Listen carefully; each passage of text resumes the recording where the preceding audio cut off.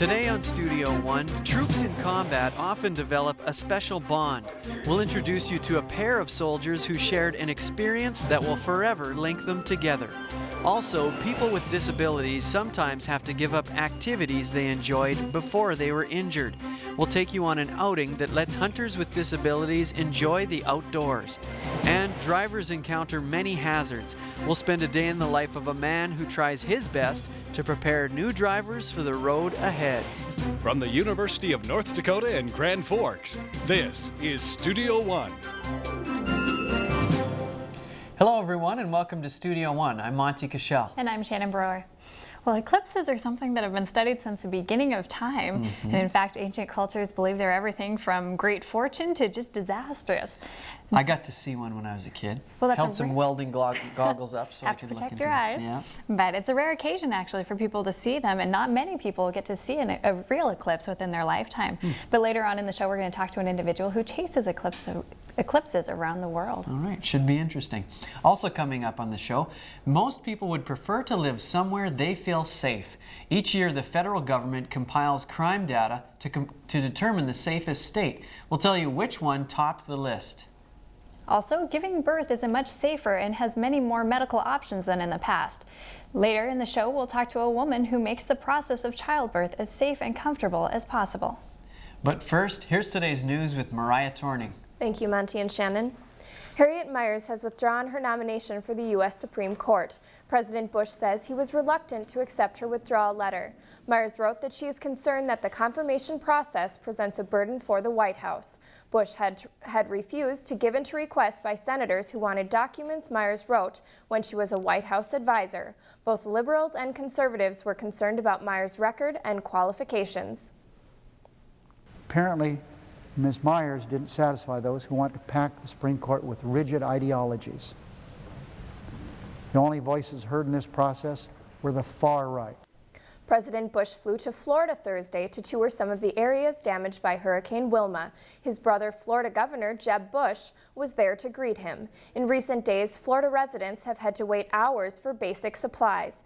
Jeb Bush says he accepts the blame for the distribution delays. He says relief efforts in devastated areas will improve in the days to come. A new craze is spreading in bars across the nation that has many health officials concerned.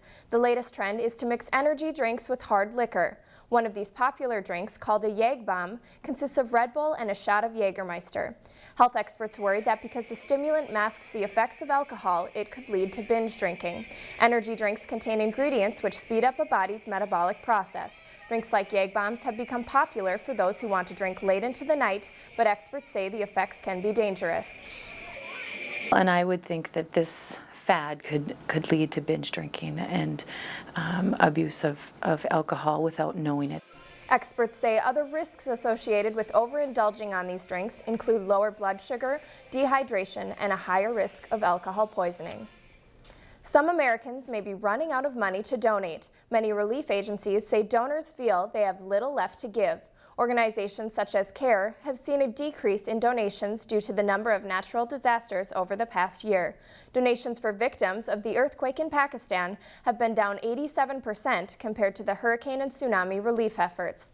The editor of the Chronicle of Philanthropy, a newspaper dedicated to charities, says Americans may be holding back donations due to economic concerns. Americans' violent crime rate has been on the decline lately. In fact, the nation has reached its lowest crime rate in over 30 years. One state has continually been on top of America's safe list. North Dakota is not a state known for its booming metropolitan cities, but it is a place that has enjoyed a low crime rate for a number of years. According to the FBI's most recent data collection, North Dakota is once again the safest state in America. This analysis is calculated using 6 categories of major crime and the number of occurrences per 100,000 residents. The result of that research shows that North Dakota experiences about 1/6 the crime compared to the national average. One of the reasons that I believe that North Dakota, and this particular region in particular, is safe is because we know our neighbors. People look out for one another. Schenkine says North Dakota can attribute its lower crime rates to a number of factors, including the involvement of police officers in their community. Local law enforcement is very visible. And I think that that's important. They're on the streets, they're out knocking on doors. This low crime rate may be one of the reasons the Children's Rights Council ranked North Dakota as the best state in which to raise children. You're looking to raise kids, safety is huge. That is absolutely gigantic. Terry Wynn has been living in North Dakota almost his whole life and raising children here for nearly 20 years. People helping out in this town are a lot easier. You know your neighbors, you know who they are, and it makes you're going to help them if they need it. Some may think North Dakota is not the most exciting place to live, but for now it remains the safest. I'm Gina Kalemi reporting for Studio One News.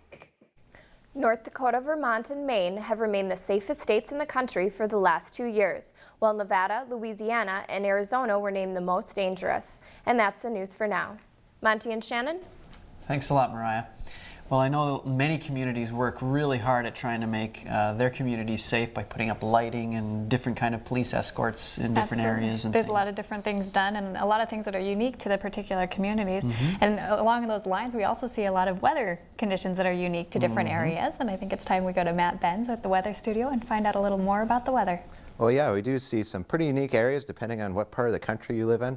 I know the past couple days around my place, I've been having to scrape the frost off my windshield. That's because we live up north and it's starting to get a little bit colder because we're beginning to slip into fall. Let's take a look at our averages across much of our viewing area. Fargo, you can expect your high around 49 this time of year, along with 61 out in Denver and 52 in Minneapolis. As we take a look at the bigger picture, out in New York City, your average high is around 61 this time of year, as well as Dallas, you're seeing your average high around 74 and 56 up in Seattle, with a little bit cooler 56 in Pierre, South Dakota. Well, we had Hurricane Wilma, and wherever it hit down here is shaded in the red area, and it actually made landfall down towards Naples, which is the southern part of Florida, and it worked its way across Florida, and it didn't weaken very much, but it moved across very quickly. It caused very widespread damage as well, and it pushed off into the Atlantic and re-strengthened as it went out there. But unfortunately, it did cause a lot of damage across much of Florida. They saw over $6 billion worth of insurances and damages and things of that sort. And still 6 million people are without power, and that's mostly down to the southern parts of the state around Fort Myers and Miami. And it made landfall with 115-mile-an-hour winds, so a very powerful hurricane that made landfall across the Florida Peninsula. Well, across the rest of the country, unfortunately, we have drought conditions, and as of October 27th, wherever you see areas shaded in yellow, these are areas that have been abnormally dry. And as you can see, you know, where those hurricanes came in, they kind of came in and moved off to the east, so these areas off to the northwest of that area where these hurricanes made landfall have been abnormally dry, as well as off to the northwest. Wherever you see green on this map, that's where folks have been seeing a lot more rainfall, and unfortunately people can't truck this wetter weather down to the south or wherever it's been drier to get some relief down to those areas.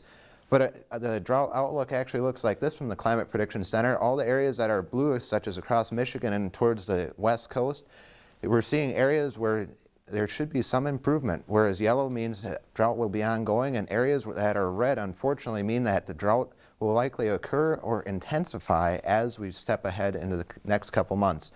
Well, now we're going to quiz you on what you know about wetlands. How many acres of wetlands are preserved in the United States on national wildlife refuges? And you have a few answers there, and a lot of acreages to be chosen from that group, but we'll have a story about that coming up later in the show, as well as the storm in the Northeast. Thanks, Matt.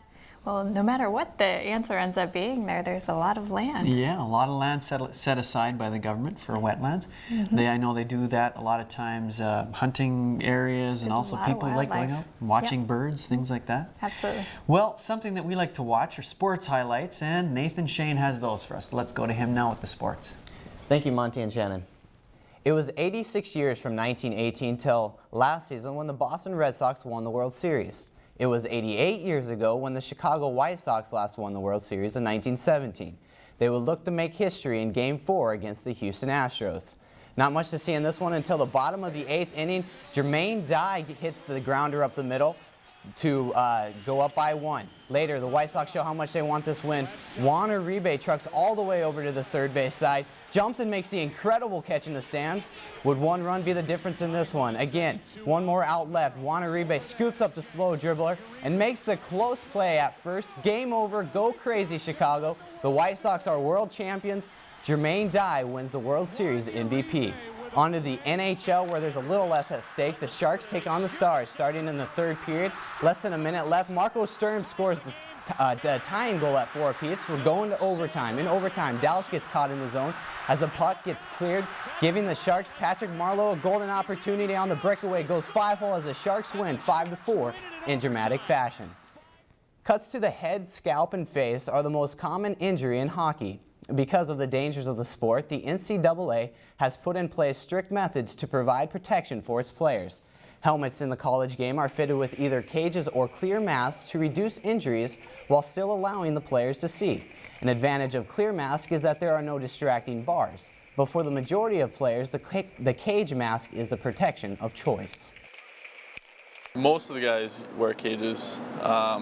And I think switching from a cage to a visor is a tough thing to do, just because it fogs up and it's just different looking out. You're kind of used to having bars in the way. In the NHL, players don't have to use any mask at all, resulting in many facial injuries from sticks and pucks. It's now time for the Studio One Sports Trivia question. Today's question is dealing with the NHL. What year did the Philadelphia Flyers become the first expansion team to win the Stanley Cup? And we'll have the answer to that question, plus some more sports later on in the show. Monty and Shannon? Thanks a lot, Nathan. The Masked Avenger returns. Antonio Banderas and Catherine Zeta-Jones once again star together in a new Zorro movie. We'll preview that film later in the show. Also, childbirth is an emotional and physical experience. Women use more than just doctors these days. We'll speak with someone who helps mothers give birth next.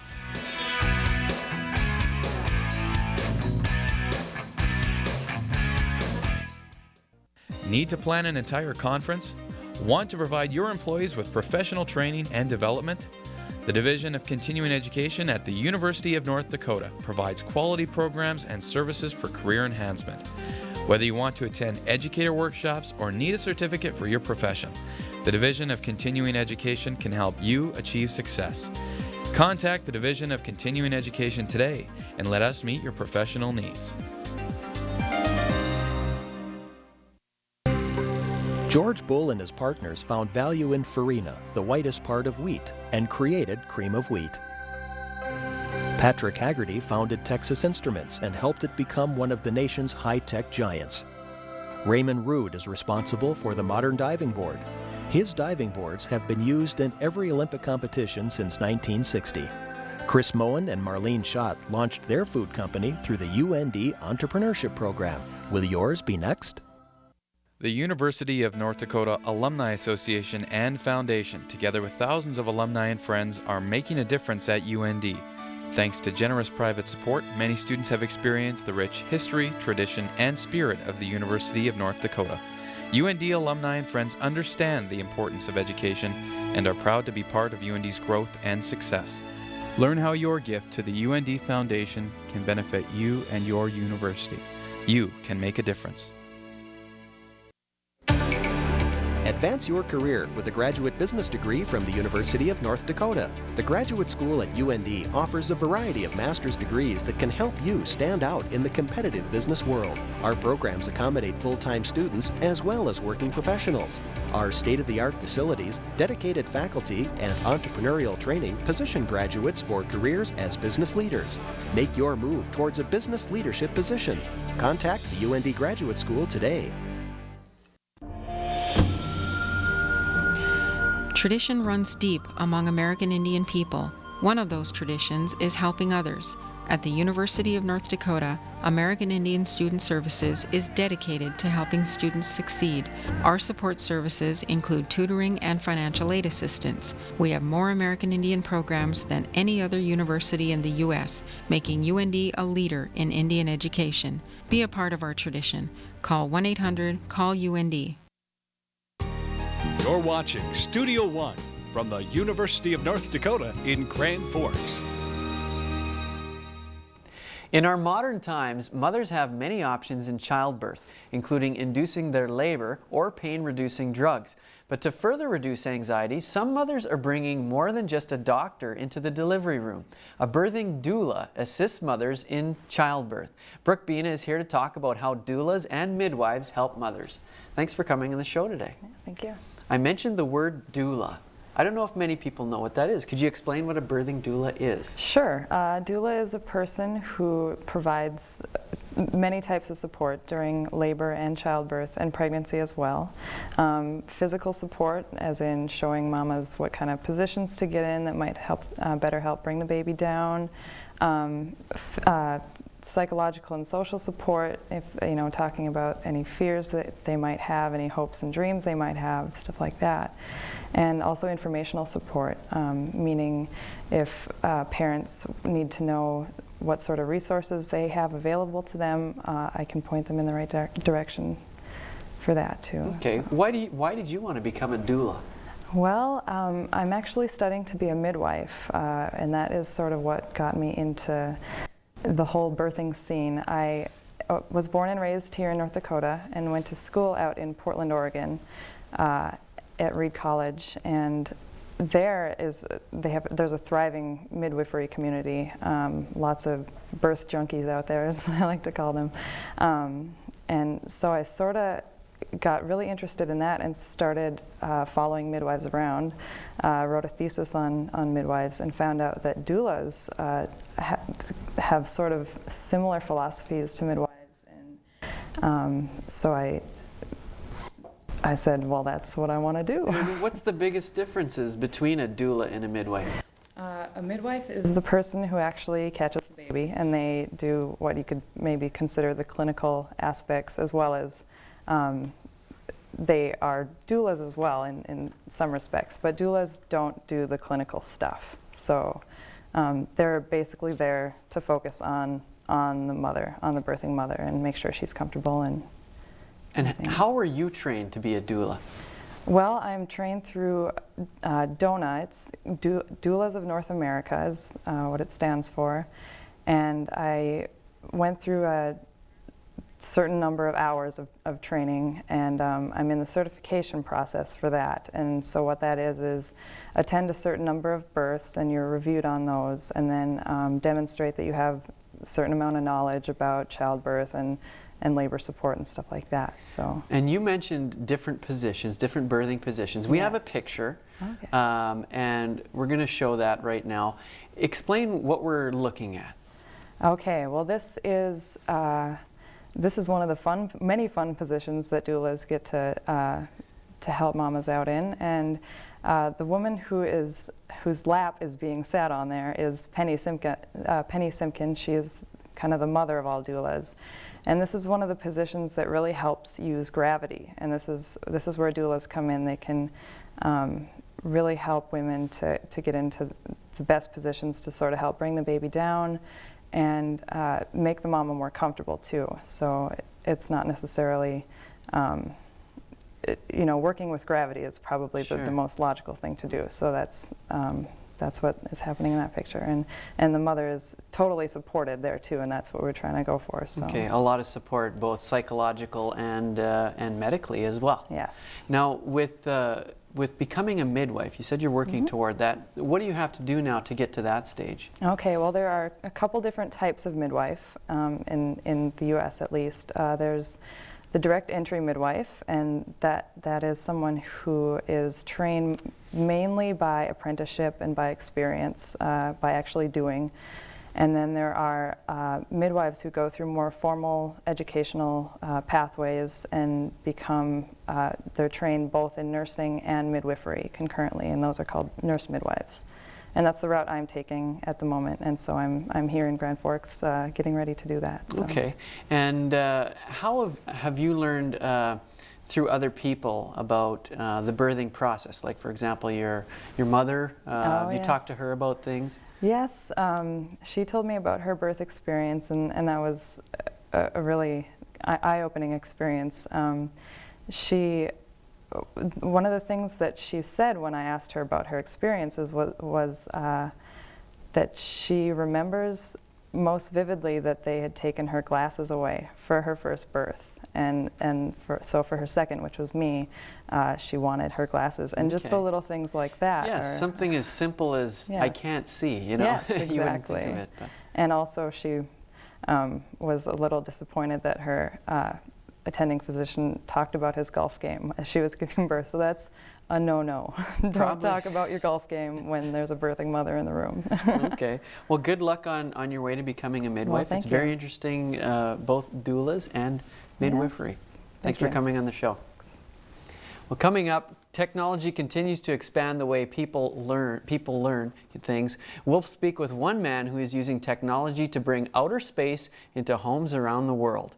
Also, learning how to drive is an exciting time, but it also means taking on serious responsibility. Coming up, we'll spend a day in the life of someone who teaches the rules of the road.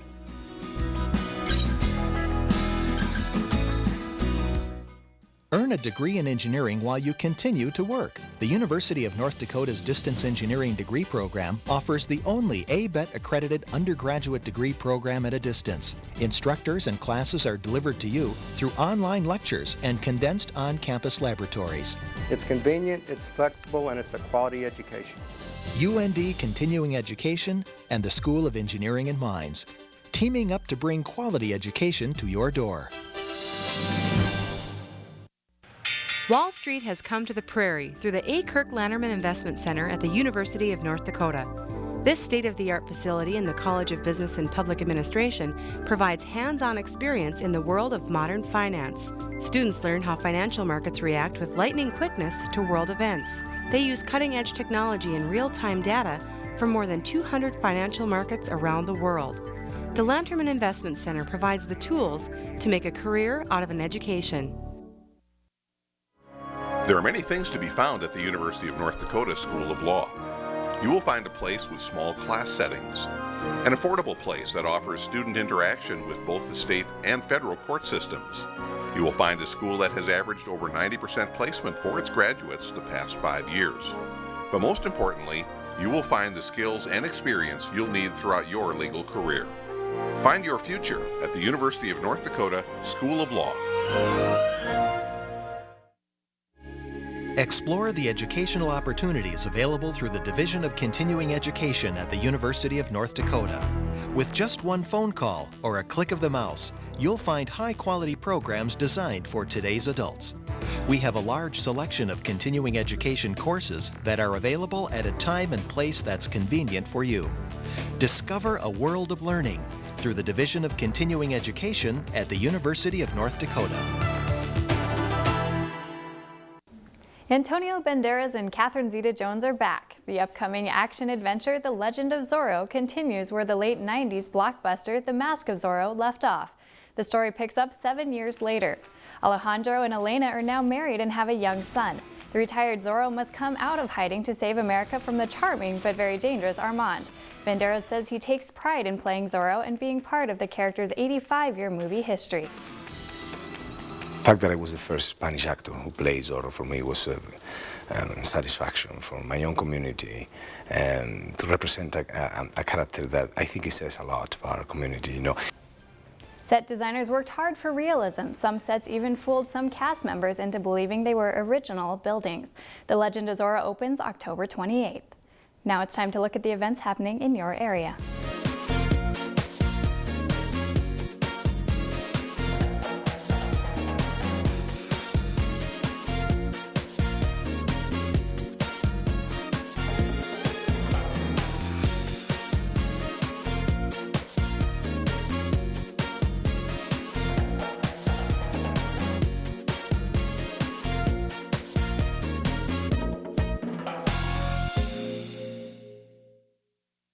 The National Center for Health Statistics counted more than 40,000 traffic accidents that resulted in death last year.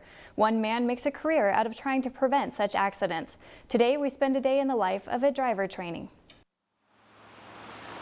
You're late for work. Traffic is busy and you just got cut off. Aggressive driving can lead to accidents. Dan Kittleson trains drivers how to be safe. While his message is simple, I'm trying to put out the best drivers that we can in the country in kind of a short period of time. The tips are plentiful. What color light up ahead? What do you got behind you? What do you call these people here? Okay, sniper left and sniper right. Dan promises training in the car, on the street, and in actual traffic. Drivers train during night and day and in every season. More people have their sons or daughters going Oh, probably in the wintertime more than they used to, because we live up here in North Dakota, and we live, you know, could have 5-6 months of winter sometime. Dan's biggest concerns focus on other drivers, which is why he preaches a space cushion driving method. We're trying to get the student to read the traffic picture, put his car in space where nobody's around us. We don't want to be side by side, bumper to bumper stuff, what we call a wolf pack. While these new lessons can be overwhelming, Dan tries to make one point stick with each student. If we're not around people too much, things can't happen. The training adds up to a total of 6 hours. Dan teaches personal safety to be the most important thing, and that's something that can teach us all a valuable lesson. With photographer Patrick Wynn, I'm Nick Johnson reporting for Studio One. Dan usually trains young people, but they do serve older learners as well. They are now working with one student who is 86 years old. Coming up, for those who grew up with a love for hunting, it's hard to imagine life without it. We'll take you to an event that caters to one particular group of hunters. That story plus news, sports, and weather in the next half hour of Studio One.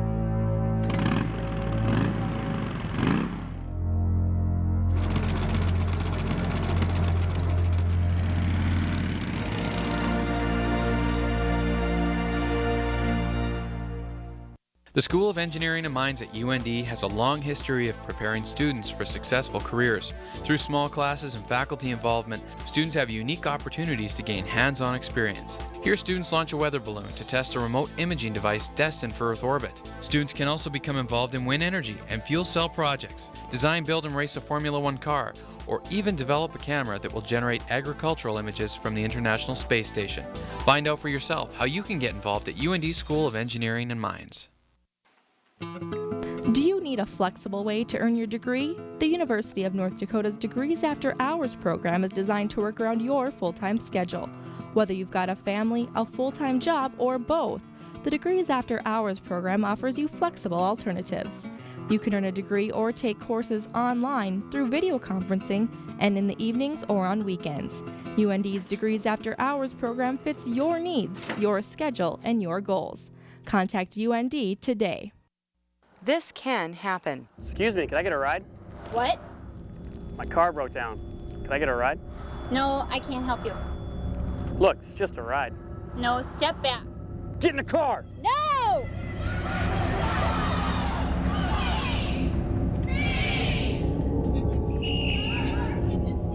Women can defend themselves. To learn more about Impact U or to enroll in a class, call the UND Women's Center. From the University of North Dakota in Grand Forks, this is Studio One. Welcome back to Studio One. Thanks for joining us today. Well, there's many people across the country that play the lottery, try, win that big jackpot. Everybody's waiting for the big one. The big one, and there was a big one, $340 million with the Powerball Lottery. A lot of people running out. Yeah, even if they hadn't played before, playing the Powerball Lottery. And we wanted to know what people would do with all that money, so we went out and asked them that question exactly. That's coming up on our show. Also in the next 30 minutes on Studio One, U.S. troops serving in Iraq have to deal with many dangerous situations. We'll hear the story of 2 soldiers who showed incredible courage under fire. Also, it's easy for people to take their favorite activities for granted, but they can become a challenge for those with disabilities. We'll tell you how some hunters are finding a way to still do what they love.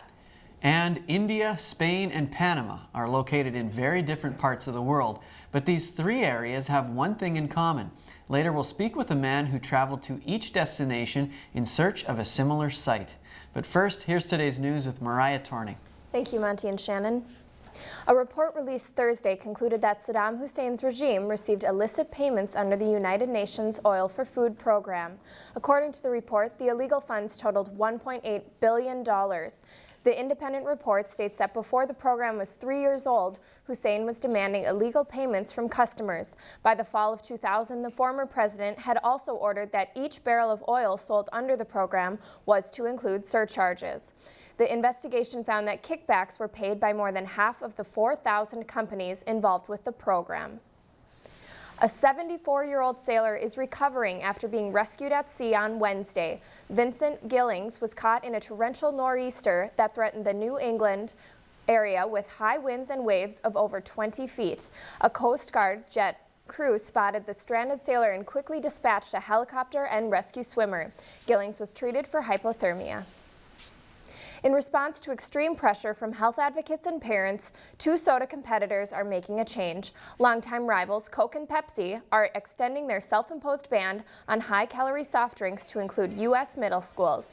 They will sell only water, 100% juices, and low-calorie sports drinks. Parents and health advocates are concerned sugar-loaded drinks in school is a factor in childhood obesity. Many schools are trying to provide healthier drink choices for their students. If we train the middle school kids and we don't give them any option but to choose healthier, we are seeing that they want healthier when they get older. Tunsa says schools in her district that change their beverage selections have not seen a decline in vending sales. The recent discovery of a 4,000-year-old bowl of noodles in western China may prove that the Chinese are the creators of pasta. The archaeological site where the discovery was made is believed to have been struck by an earthquake and followed by a flood about 4,000 years ago. The petrified pasta strands were preserved under 10 feet of sediment after the flood. The ancient noodles were made of broomcorn and foxtail millet and are the oldest prepared food ever found intact. Today, most pasta is made from wheat and rice. Strong leadership can keep a soldier alive in a war zone. Two soldiers know firsthand just how important this concept can be. And it must be confessed. Command Sergeant Major Kevin Remington has been a soldier and a leader for many years. Sergeant Brandon Erickson is also a soldier who recently served with Remington in Iraq. Today, they have come together to speak at a leadership seminar at the University of North Dakota. Remington and Erickson say that leadership plays a role in all workplaces, but on July 22, 2003, leadership was truly put to the test. And all of a sudden, my world turned upside down. What was supposed to be a routine mission suddenly became a life-changing event. We were on a convoy headed from Balad to Ar-Ramadi. An improvised explosive device went off. We're in a vehicle of 5 convoys. One of the vehicles was hit, the one that Specialist Fettig and Erickson were in. The explosion killed Fettig and seriously wounded Brandon. It knocked me out instantly, and I'm pretty sure either an RPG or a shrapnel from that 80 hit my arm and my weapon at the time, and broke my weapon in half. There's one thing that that really calmed me down was seeing Remington run around the front of the vehicle and come to my door, and I started yelling, "Help, help, help." With his back to the enemy, Remington pulled Erickson from the burning vehicle. He was alive but seriously injured. My hemoglobin count was like a 6.7, it's supposed to be over 14. So I'd lost like half my blood. Brandon's arm was so badly injured that it had to be amputated. Remington and Erickson both agree that they share a special bond because of what they went through. I like to think anyway that Brandon and I have also developed a close personal relationship subsequent to the events of that day. It was his leadership and his, his command and his decisions that people did things at certain times and the right times. And so yeah, I mean, there's just that respect that I have for him there for that. Erickson has gone on to make a full recovery. He says his biggest challenge has been learning how to clip his fingernails. And that's the news for now. Monty and Shannon? Thanks, Mariah. Well, we certainly had a huge storm hit the East Coast. Dumped a lot of snow and rain over there. And I believe that our weather team actually has some footage from the big storm. So let's go over to Matt Benz at the weather studio and find out what's going on with the weather. Well, we certainly do have some footage of that big storm that hit the Northeast. And unfortunately, it did draw off some moisture from Hurricane Wilma, and it was kind of a unique situation. It moved up the East Coast, drew off some energy, and created some pretty amazing weather.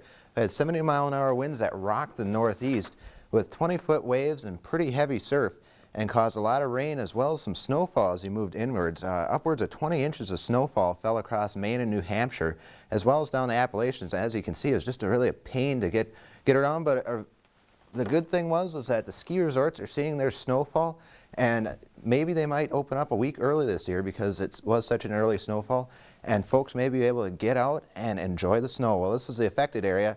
The southern parts of the region here, where you have West Virginia and Virginia and the Appalachians, they did see a couple inches of snow. As you moved farther north, the storm just grew in size and got stronger, so the further north you went, the more snow and the more rain they got.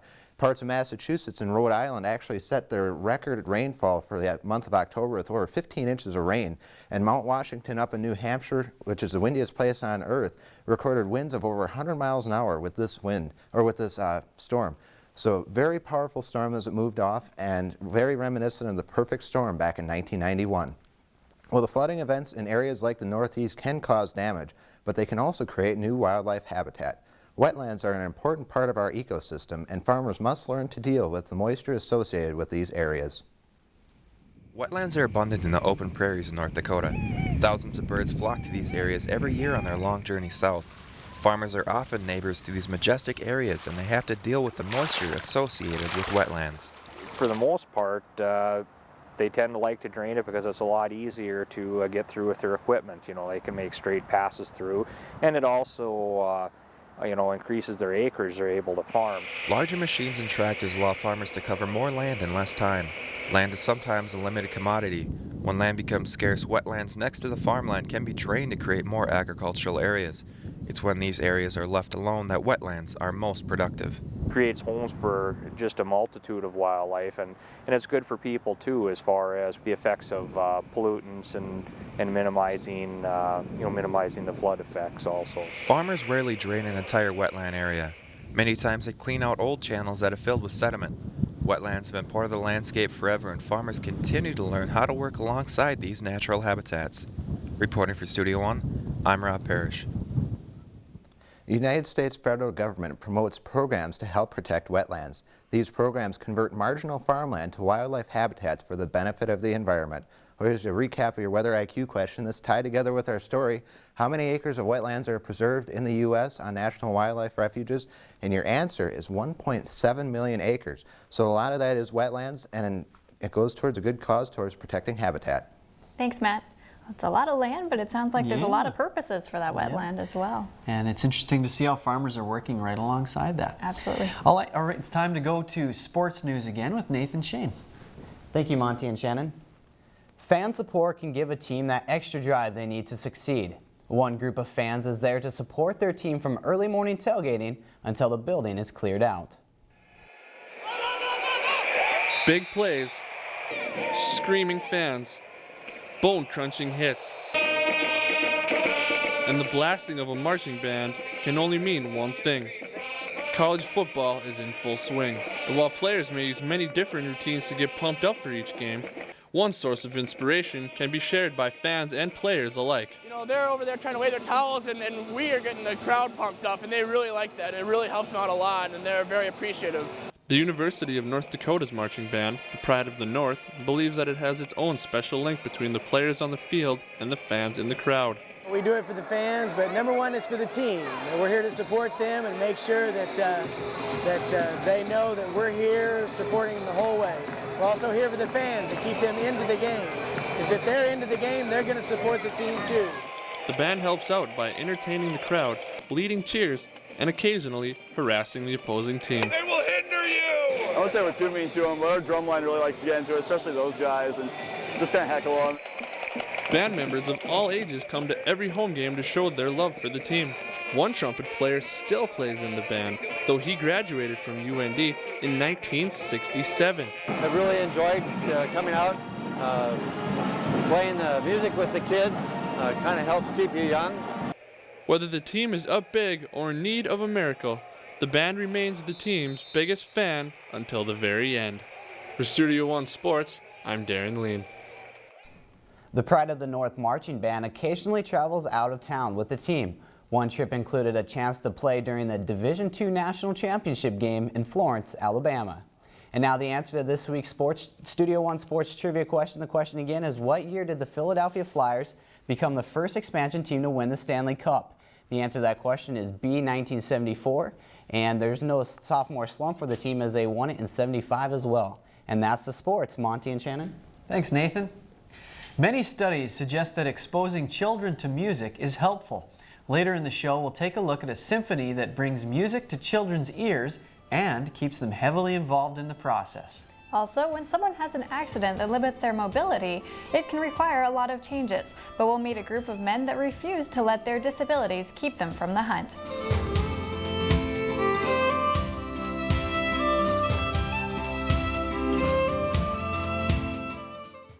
When you graduate from college, what will you be able to offer an employer? Well, I'm a really good people person. I really love working with people. I'm very, very motivated. I'm a great people person. I am really motivated. Offer an employer something more. At the University of North Dakota Career Services Center, we can help you get the competitive edge you need. Stop in or check us out, UND Career Services, empowering students to realize their dreams. Did I mention I'm great with people? The University of North Dakota College of Business and Public Administration offers real degrees for real people. Our nationally recognized faculty can help you earn a master's degree in business through evening classes. Taking these evening classes were very convenient for me, and that's how I was able to complete the program. We offer degrees for people who work, raise families, and lead busy lives. The UND College of Business and Public Administration, real degrees for real people. The School of Engineering and Mines at UND offers students exceptional learning opportunities. Undergraduates are helping faculty design and build unmanned aerial vehicles to test remote imaging devices. They're also converting wind energy into hydrogen. Geological science students are contributing to environmental research. Extracurricular activities include designing, building, and racing a fuel cell car. Make the most of your college experience at UND's School of Engineering and Mines.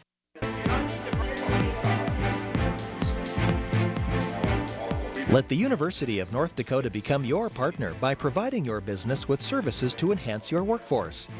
The UND Office of Workforce Development has extensive experience conducting employee satisfaction research, strategic planning, focus groups, and grant development. Call us for further information. Workforce Development, a service of the Division of Continuing Education at the University of North Dakota. You're watching Studio One, honored by the Northwest Broadcast News Association for excellence in cable television. Some kids spend their free time playing sports. Others read or watch TV. But one special group chooses a more dynamic activity. Stand up again. Okay, orchestra. Just try the A again. Sounds flat. Bring it up. A is only one of the notes that these kids will play today. Val Buckmeyer's forte is making sure the rest blend harmoniously. Val is the conductor of the Grand Forks Symphony. Remember what the complement is. Well, what is it? sort of. Okay, here it is. This is the junior symphony, which is basically we have, grades 6, 7, and 8 pretty much. Once in a while we might get a 9th grader or a 5th grader. These middle school students have fiddled their way to a high school playing level. Their concertmaster sees several benefits of being in his orchestra. Much better. Forte. It shows you how to play in an orchestra and like in a group, and you also get to make new friends, and it's also a good social experience too. Val's exciting teaching techniques gives these kids an overture of learning. He says there's more than his instruction that keeps them ahead of their musical peers. There's some competition going on and seeing who's going to be where and placements in a group, especially with that kind of student that are trying to excel. That's good. I mean, it's a lively and a very healthy kind of situation. Public funding for music programs is shrinking across the country, but groups like this and teachers like Val are making sure that orchestra music is played in years to come. With photographer Amber Gray, this is James Haley reporting for Studio One. Val's love for music continues beyond the classroom. All 6 of his children have been or are currently music students. Recently, the Powerball Lottery reached a record $340 million.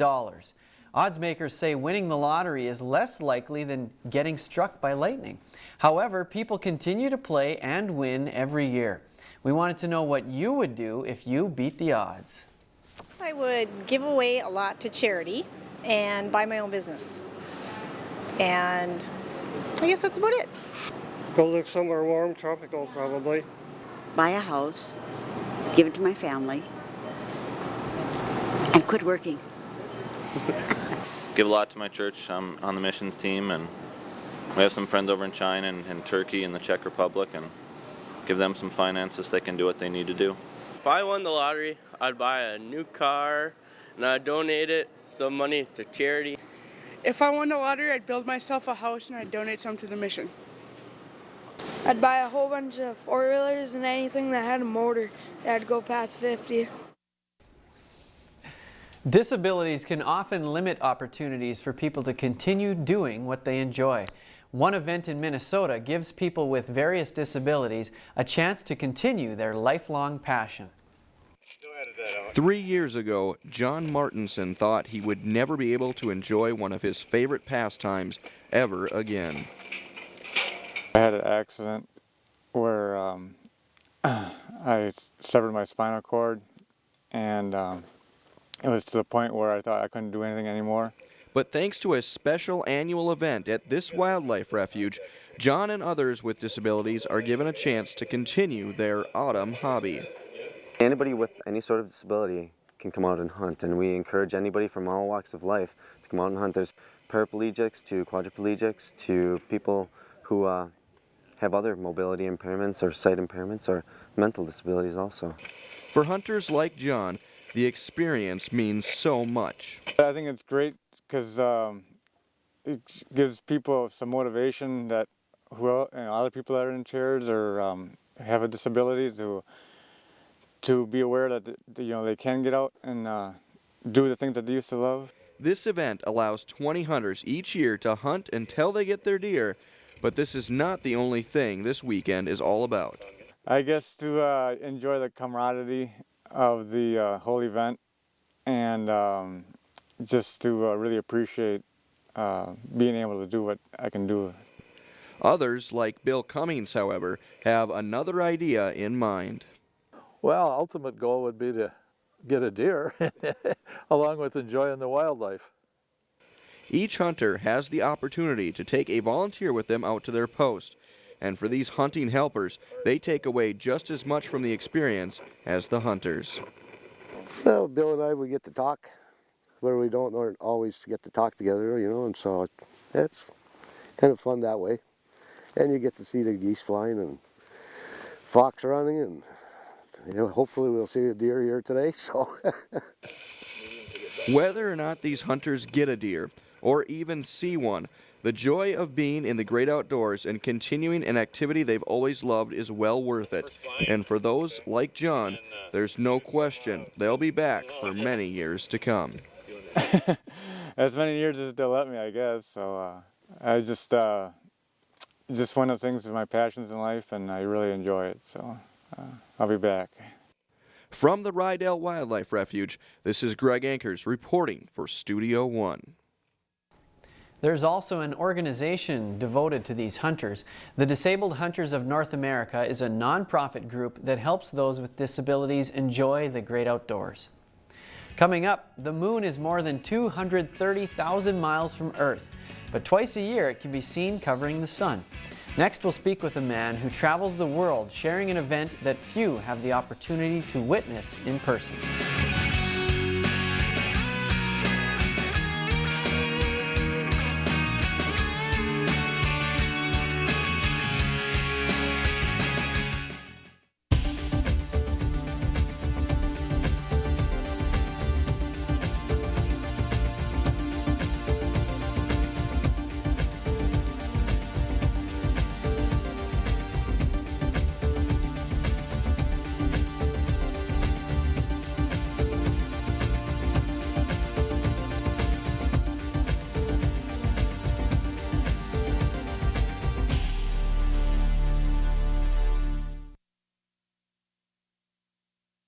The College of Business and Public Administration at the University of North Dakota is proud to announce the Page Family Marketing Center.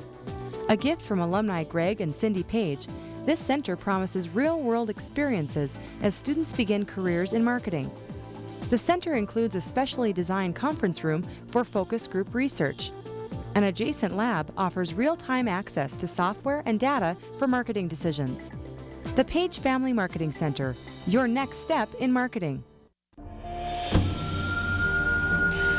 Tradition runs deep among American Indian people. One of those traditions is helping others. At the University of North Dakota, American Indian Student Services is dedicated to helping students succeed. Our support services include tutoring and financial aid assistance. We have more American Indian programs than any other university in the U.S., making UND a leader in Indian education. Be a part of our tradition. Call 1-800-CALL-UND.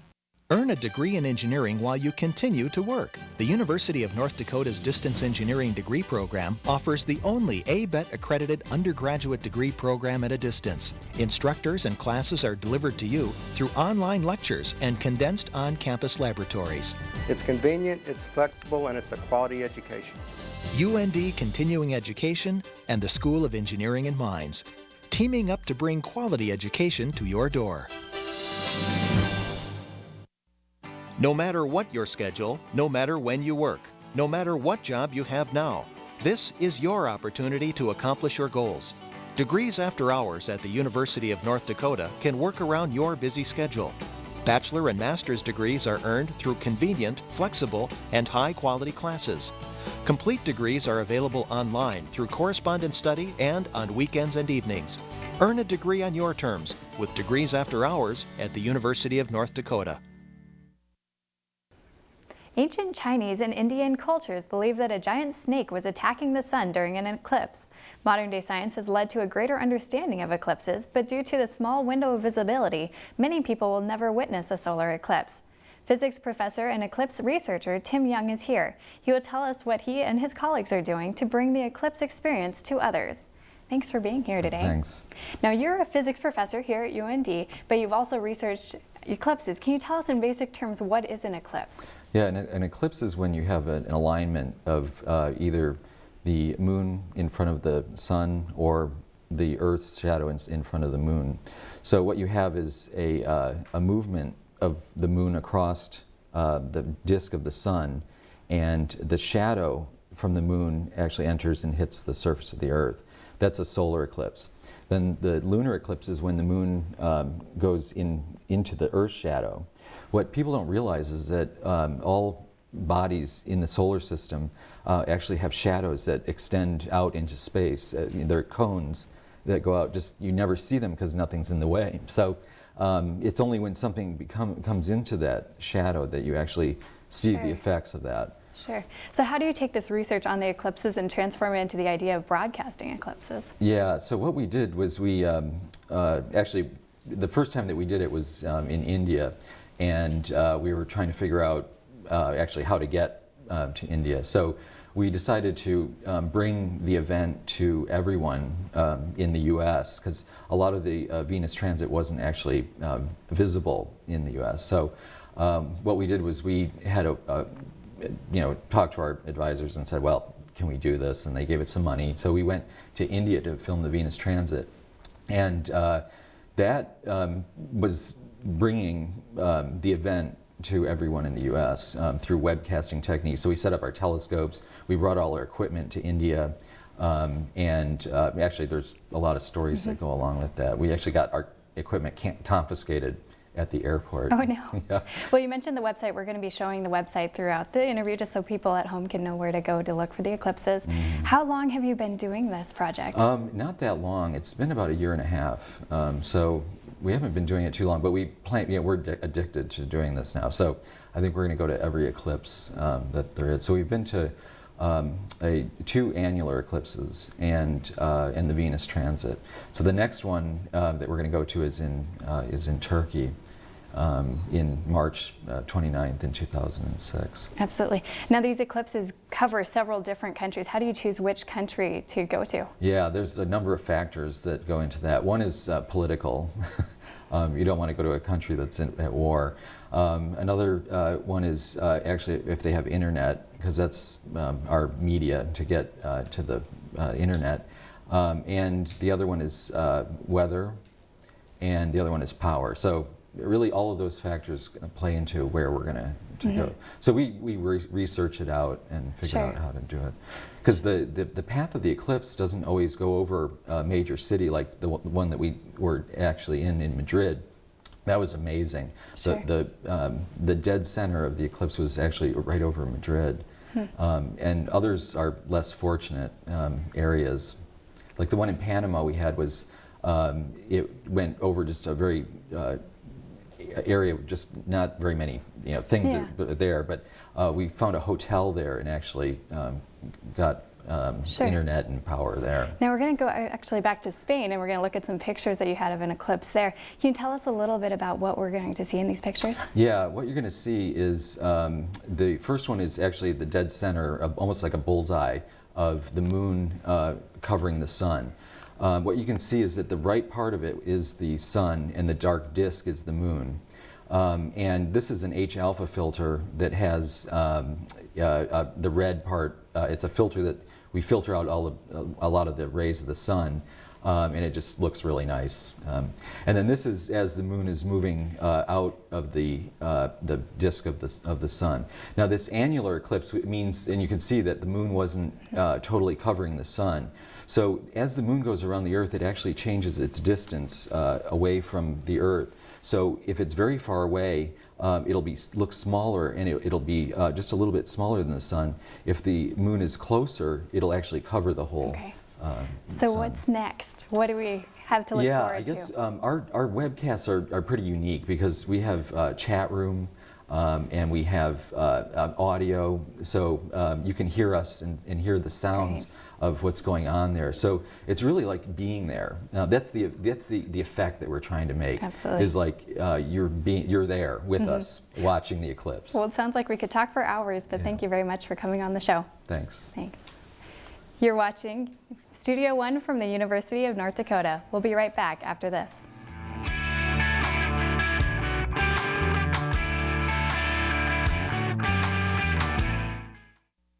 The UND College of Business and Public Administration is reaching out to rural America. The Government Rural Outreach Initiative is working to connect North Dakota veterans with important information. North Dakota veterans can use the internet to access employment and business resources, health and benefits they deserve, housing information, and much more. The Government Rural Outreach Initiative is funded in part by the North Dakota Congressional Delegation. North Dakota veterans and their families can get connected by visiting go.ndgrow.com. When you graduate from college, what will you be able to offer an employer? Well, I love working with people. I'm a people person. I consider myself to be highly motivated. I'm a real self-starter. Offer an employer something more. At the University of North Dakota Career Services Center, we can help you get the competitive edge you need. Stop in or check us out, UND Career Services, empowering students to realize their dreams. I can offer you much more than just good people skills. You're hired. Become a leader in healthcare with a graduate degree from the University of North Dakota. The Graduate School at UND offers degree programs and advanced practice certificate programs in the allied health professions and nursing. Our faculty give you the individual attention you need to help you attain your career goals. Distance programs for practicing professionals allow you to pursue graduate studies without interrupting your career. Contact the UND Graduate School today.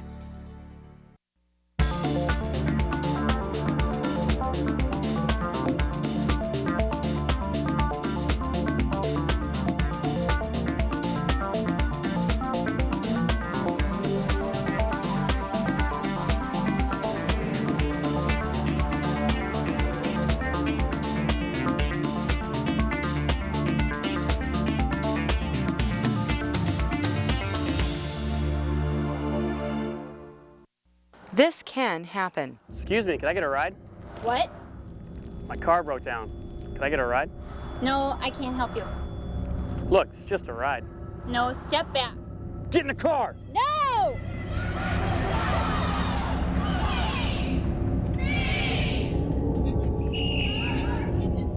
Women can defend themselves. To learn more about Impact U or to enroll in a class, call the UND Women's Center.